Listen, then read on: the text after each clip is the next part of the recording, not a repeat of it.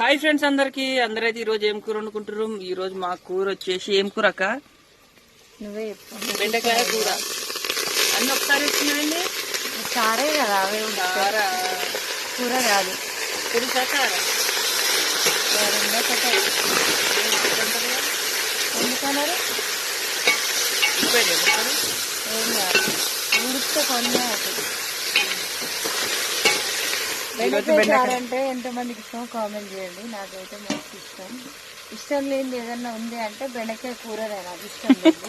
నాకు బెండకాయ ఫ్రై అంటే చాలా ఇష్టం అనమాట. చారు పెట్టుకుంటే ఇష్టం అన్నమాట.